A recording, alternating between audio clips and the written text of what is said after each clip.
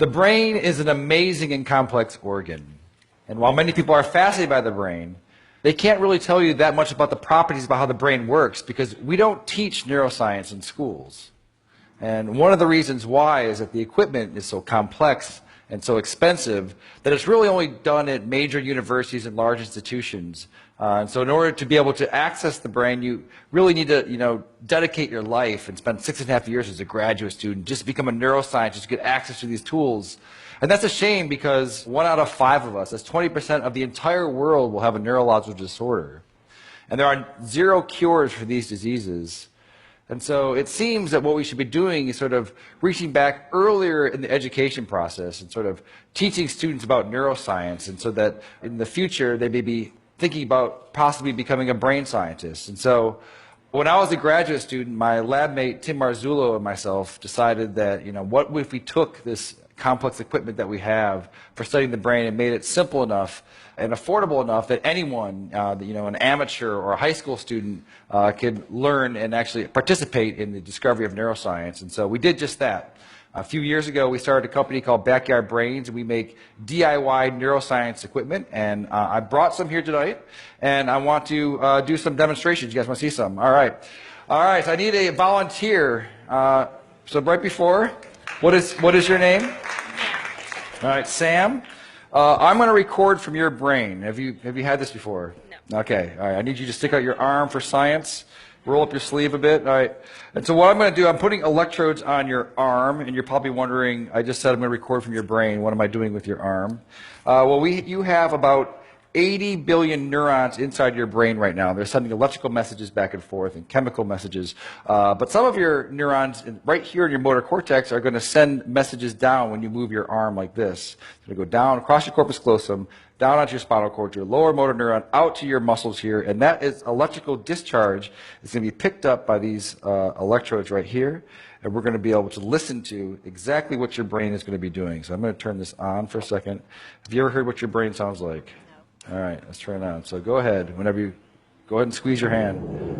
All right, so what you're listening to, so this is your motor units that are happening right here. Okay, so let's take a look at it as well. So I'm going to stand over here. I'm going to open up our app here. So now I want you to squeeze. Yeah, so right here, these are the motor units that are happening from her spinal cord out to her muscle right here. And as she's doing it, you're seeing the electrical activity that's happening here. We can even click here and try to see one of them. So keep doing it really, really hard.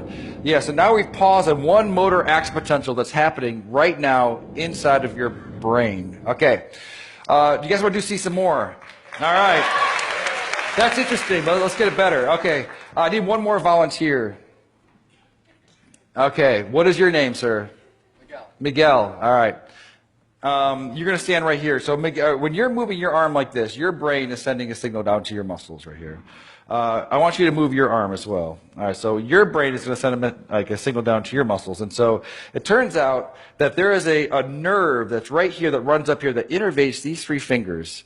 And it's close enough to the skin that we might be able to stimulate that. So that we can do is copy your brain signal that's going out to your hand and inject it into your hand so that your hand will move when your brain tells your hand to move. And so in a sense, she will take away your free will, and you will no longer have any control over this hand, okay? You with me? All right, so I just need to hook you up. All right, so I'm going to find your ulnar nerve, which is probably right around here. You don't know what you're signing up for when you come up and... So now I'm going to move away, and I'm going to plug it into our human-to-human interface over here. Okay, so Sam wants you to squeeze your hand again. All right. Do it again. All right, perfect. So now I'm going to hook you up over here so that you get this. It's going to feel a little bit weird at first. This is going to feel like when you lose your free will and someone else becomes your agent, it does feel a bit strange. So I want you to relax your hand. All right, and Sam, you're with me? All right, so you're going to squeeze. I'm not going to turn it on yet, so go ahead and give it a squeeze. All right. So now, are you ready, Miguel? Ready as I'll ever be. Okay, so I've turned it on. So go ahead and turn your hand. Do you feel that a little bit? No. Okay, do it again. No, a little bit. A little bit. Okay, so relax. No, hit it again. Okay. Oh, perfect. All right, so relax. Do it again. All right, so now. All right, so right now, your brain is controlling your arm, and it's also controlling his arm. So go ahead and just do it one more time. All right, so that's perfect. So now, what would happen if I took over my control of your hand? And so just relax your hand. What happens? Nothing. Why not? Because the brain has to do it. Now you do it again. All right, that's perfect. All right, well, thank you guys for being such a good sport. This is what's happening all across the world, electrophysiology. And we're going to bring on the neuro revolution. Thank you.